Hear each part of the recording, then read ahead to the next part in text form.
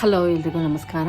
ನಿಮ್ಮೆಲ್ಲರಿಗೂ ಕೂಡ churidar ಟಾಪ್ನಲ್ಲಿ side stitch ಹಾಕೋದು ಒಂದು ಸ್ವಲ್ಪ ಕಷ್ಟ ಅನಿಸ್ತಿದ್ರೆ ನಾನು 2 ಮೆಥಡ್ ತೋರಿಸ್ತಾ ಇದ್ದೀನಿ. ಆ ಮೆಥಡನ್ನು ಉಪಯೋಗಿಸಿದ್ರೆ ನಿಮಗೆ ಯಾವುದೇ ಕಾರಣಕ್ಕೂ ಏನು ಸೈಡ್ ಸ್ಟಿಚ್ ಹಾಕ್ತೀವಿ ಅದು ಸ್ವಲ್ಪನೂ ಕೂಡ ತಪ್ಪಾಗ್ದಂಗೆ ಬರುತ್ತೆ. ಫಸ್ಟು ನಾವೇನು ಸ್ಟಿಚ್ ಹಾಕ್ಕೊತೀವಿ ಇದನ್ನು, ಅಂದರೆ ಸೈಡಲ್ಲಿ ನೀವೇನು ಸ್ಟಿಚ್ ಹಾಕ್ಕೊತೀರಾ ಸ್ಟಿಚ್ಚನ್ನು ಹಾಕ್ಕೊಂಬಿಡಿ. 2 ಸ್ಟಿಚ್ ಹಾಕೋದನ್ನು ಮರಿಬೇಡಿ. ಈ ಥರ ಬಂದು ಮತ್ತೆ ಉಲ್ಟಾ ತಿರುಗಿಸ್ಕೊಂಡು ಇನ್ನೊಂದು ಸ್ಟಿಚ್ ಏನು ಬರುತ್ತೆ ಅದನ್ನು ನೀಟಾಗಿ ಹಾಕ್ಕೊಂಬಿಡಿ.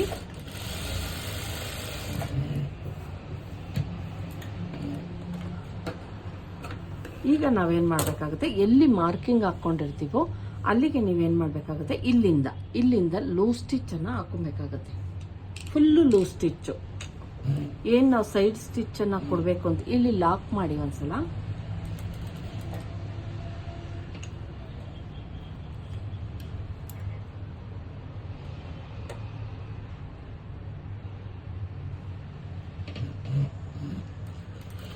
ನಿಮ್ಗೆ ಕಷ್ಟ ಆಯಿತು ಅಂದರೆ ಏನು ಮಾಡಿ ನೋಡಿ, ಈ ಥರ ನೀಟಾಗಿ ಸ್ಟ್ರೈಟ್ ಸ್ಟಿಚ್ಚನ್ನು ಹಾಕ್ಕೊಂಬಿಡಿ. ಹಾಕ್ಕೊಂಡು ನೋಡಿ ಇಲ್ಲಿಂದ ನೀಟಾಗಿ ಹಾಕ್ಕೊಂಡಿದ್ದೀನಿ. ಇದನ್ನು ನೀವೇನು ಮಾಡಬೇಕಾಗುತ್ತೆ, ನೀಟಾಗಿ ಹಿಂಗೆ ನೀವು ಐರನ್ ಬೇಕಾದರೂ ಮಾಡ್ಕೊಬೋದು, ಇಲ್ಲ ಉಗ್ರಲ್ಲಿ ಈ ಥರ ಮಾಡ್ಕೊಳ್ಳಿ. ಹಿಂಗೆ ಓಪನ್ ಮಾಡ್ಕೊಳ್ಳಿ. ಹಿಂಗೆ 2 ಲೇಯರ್ಗಳು ಕರೆಕ್ಟಾಗಿ ಎಲ್ಲಿಗೆ ನೀವು ಮಾರ್ಕ್ ಮಾಡಿದ್ದೀರಾ ನಿಮಗೆ ಗೊತ್ತಿರುತ್ತಲ್ವಾ, ಅಲ್ಲಿಗೆ ನೀಟಾಗಿ ಹಿಂಗೆ ಇದು ಮಾಡ್ಕೊಳ್ಳಿ. ಈಗ ಲೂಸ್ ಸ್ಟಿಚ್ ಆಲ್ರೆಡಿ ಆಗಿರೋದ್ರಿಂದ ನೋಡಿ ಈಗ ಕ್ಲೀನಾಗಾಯಿತು, ಓಪನ್ ಆಯಿತು.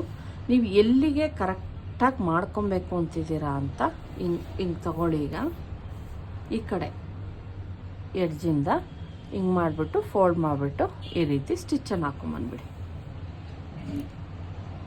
ಈಗ ನಾರ್ಮಲ್ ಸ್ಟಿಚ್ ಹಾಕಬೇಕಾಗತ್ತೆ. ನೀವು ನೋಡಿ ಕ್ಲೀನಾಗಿ ಎಲ್ಲಿಗೆ ಹಾಕಬೇಕು ಅಂತ ಇರ್ತೀವಿ ನಾವು ಕರೆಕ್ಟಾಗಿ ಅಲ್ಲಿಗೆ ಮಾರ್ಕ್ ಹಾಕ್ಕೊಳ್ಳಿ. ಈ ಥರ ಮಾರ್ಕ್ ಹಾಕ್ಕೊಂಡು ನೀಟಾಗಿ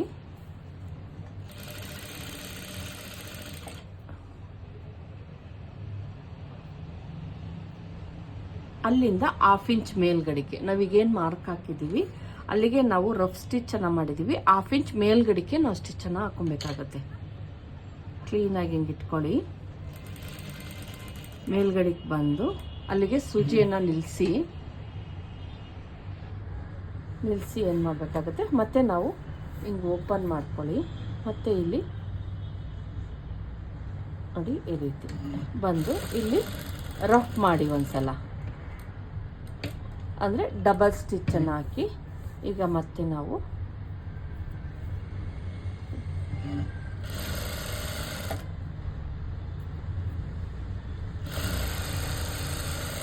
ನೋಡಿ ಈ ಥರ ಹಾಕೊಂಬಂದ್ಬಿಟ್ರೆ ಮುಗೀತು. ಈಗ ನಾವು ಸೆಂಟ್ರಲ್ಲಿ ಏನು ಸ್ಟಿಚ್ ಹಾಕಿದ್ವಿ ಇದನ್ನು ಓಪನ್ ಮಾಡಿ, ಲೂಸ್ ಸ್ಟಿಚ್ ಹಾಕಿದ್ವಲ್ಲ ಇದನ್ನು ಓಪನ್ ಮಾಡಿದ್ರೆ ನಮ್ಮ ಏನು ಡಾಟ್ಸ್ ಇತ್ತು ಅದು ನೀಟಾಗುತ್ತೆ. ನೀವು ನಾನಿದು ಚಿಕ್ಕ ಮಕ್ಳುಗಳಿಗೆ ಸ್ಟಿಚ್ ಮಾಡೋಕ್ಕೆ ಅಂತ ಹಾಕ್ಕೊಂಡಿದ್ದೆ, ದೊಡ್ಡವ್ರಿಗೂ ಕೂಡ ಸೇಮ್ ಇದೆ. ಇರಲಿ, ಲೂಸ್ ಸ್ಟಿಚ್ ಎಲ್ಲಿವರೆಗೂ ಹಾಕಿರ್ತೀರ ಅಲ್ಲಿಗೆ ನೀಟಾಗಿ ತೆಕ್ಕೊಳ್ಳಿ. ನೋಡಿ ನಮ್ಮ ಏನು ಸೈಡ್ ಓಪನ್ ಸ್ಟಿಚ್ ಇತ್ತು ಅದು ಓಪನ್ ಆಗುತ್ತೆ.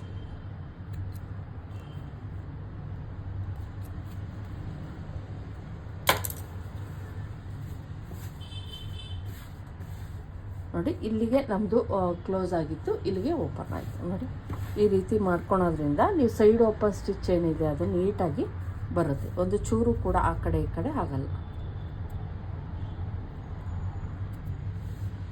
ನೋಡಿ ಈ ರೀತಿ ನೀಟಾಗಿ ಸೈಡ್ ಸ್ಟಿಚ್ ಬರುತ್ತೆ. ಈಗ ಇನ್ನೊಂದು ಟೈಪ್ ಯಾವ ರೀತಿ ಮಾಡೋದು ಅಂತ ತೋರಿಸ್ತಾ ಇದ್ದೀನಿ. ಅಕಸ್ಮಾತು ನಾವು ಈ ಕಡೆನೂ ಅಷ್ಟೇ ಸೇಮ್ ಸ್ಟಿಚ್ ಮಾಡ್ತಾ ಇದ್ದೀನಿ. ಒಂದು ಕಡೆದಾಯಿತು. ಈಗ ಇನ್ನೊಂದು ಥರ ತೋರಿಸ್ತಾ ಇದ್ದೀನಿ ನೋಡಿ.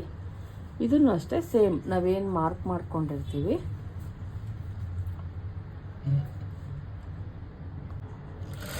ಮತ್ತೆ ಸ್ಟಿಚ್ ಹಾಕ್ಕೊಳ್ಳಿ. ಕರೆಕ್ಟಾಗಿ ಸೈಡ್ ಓಪನ್ ಎಲ್ಲ ಹಾಕ್ಕೊಂಡಿರ್ತೀವ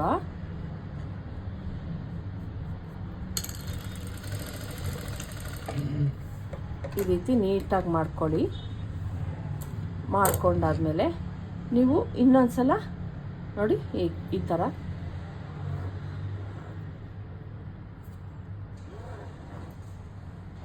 ಕೈಲಿ ಬೇಕಾದ್ರೂ ಮಾಡ್ಕೊಬೋದು, ಕಾಟನ್ ಆದರೆ ಕೈಲೇ ಮಾಡ್ಕೊಬೋದು ಫ್ರೆಂಡ್ಸ್. ಇಲ್ಲ ಅಂದರೆ ನೀವೇನು ಮಾಡಬೇಕಾಗುತ್ತೆ, ಪ್ರೆಸ್ಸಿಂಗನ್ನು ಮಾಡ್ಕೊಬೇಕಾಗುತ್ತೆ. ನೀಟಾಗಿ ನಾವು ಎಷ್ಟು ಫೋಲ್ಡನ್ನು ಮಾಡ್ಕೊಬೇಕಾಗಿರುತ್ತೆ ಅಷ್ಟನ್ನು ನೀಟಾಗಿ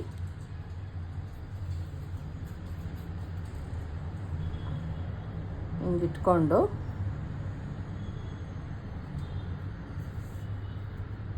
ಎಲ್ಲಿಗೆ ನಾವು ಸ್ಟಿಚ್ ಹಾಕ್ಕೊಂಡಿರ್ತೀವೋ ಅಲ್ಲಿ ಕ್ಲೀನಾಗಿ ಪ್ರೆಸ್ಸಿಂಗ್ ಮಾಡ್ಕೊಂಬಿಡಿ.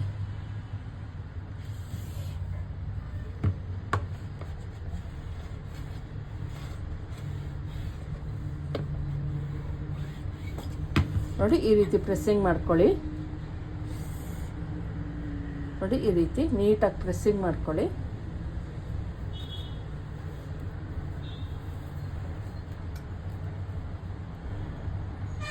ನೋಡಿ ಹಿಂಗೆ ಫೋಲ್ಡ್ ಮಾಡ್ಕೊಳ್ಳಿ. ನಾವೇನು ಐರನ್ ಮಾಡ್ಕೊಂಡಿರ್ತೀವಿ ಅದು ಕಾಣಿಸ್ತಾ ಇರುತ್ತಲ್ವಾ, ಕರೆಕ್ಟಾಗಿ ಅಲ್ಲಿಗೆ ಬರೋ ಥರ ನೋಡಿಕೊಂಡು, ಅಕಸ್ಮಾತ್ ನಿಮಗೆ ಎಕ್ಸ್ಟ್ರಾ ಅಂತೂ ಅನಿಸಿದ್ರೆ ಸ್ವಲ್ಪ ಕ್ಲೀನಾಗಿ ಕಟ್ ಮಾಡ್ಕೊಳ್ಳಿ.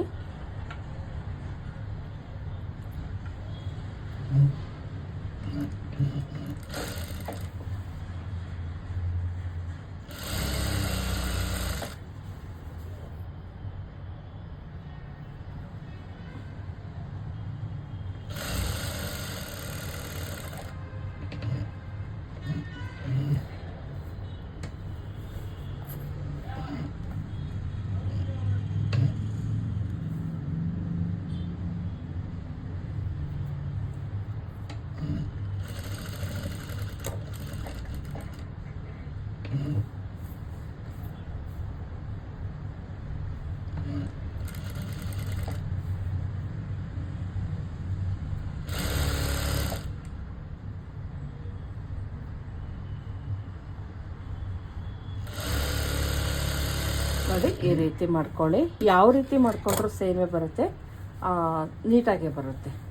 ನೀವು ಪ್ರೆಸ್ಸಿಂಗ್ ಮಾಡ್ಕೊಳೋದ್ರಿಂದ ಏನಾಗುತ್ತೆ ಅಂದರೆ ಗೊತ್ತಾಗುತ್ತೆ ನಮಗೆ ಎಷ್ಟು ಕರೆಕ್ಟಾಗಿ ಸ್ಟಿಚಿಂಗ್ ಆಗಬೇಕು ಅಂತ ಗೊತ್ತಾಗುತ್ತೆ. ಹಿಂಗೆ ಸೈಡ್ ಓಪನ್ ಏನಾದರೂ ನೀಟಾಗಿ ಬರ್ತಾ ಇಲ್ಲ ನಿಮಗೆ ಅಂದರೆ ಈ ರೀತಿ ಮಾಡ್ಕೊಳ್ಳಿ. ಸೈಡ್ ಓಪನ್ ನೋಡಿ ಎರಡೂ ಕೂಡ ತುಂಬ ಚೆನ್ನಾಗೇ ಬಂತು. ನೋಡಿ ಎರಡೂ ಸೈಡು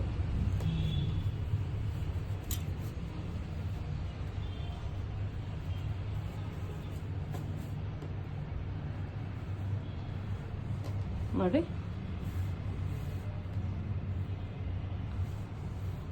ಸೈಡ್ ಓಪನ್ ಎಷ್ಟು ನೀಟಾಗಿ ಬಂತು ಅಂದ್ಬಿಟ್ಟು ಈ ಮೆಥಡನ್ನು ಯೂಸ್ ಮಾಡಿ ಸೈಡ್ ಓಪನ್ ಕೊಡೋದಕ್ಕೆ ನಿಮ್ಗೆ ಕಷ್ಟನೇ ಆಗಲ್ಲ. ಈ ವಿಡಿಯೋ ಇಷ್ಟ ಆಗಿದ್ರೆ ಲೈಕ್ ಮಾಡೋದನ್ನು ಮರಿಬೇಡಿ. ದಯವಿಟ್ಟು ಸಬ್ಸ್ಕ್ರೈಬ್ ಮಾಡ್ಕೊಂಡು ನೋಡಿ. ಇಷ್ಟ ಆದರೂ ಒಂದು ಲೈಕನ್ನು ಮಾಡಿ. Thank you friends.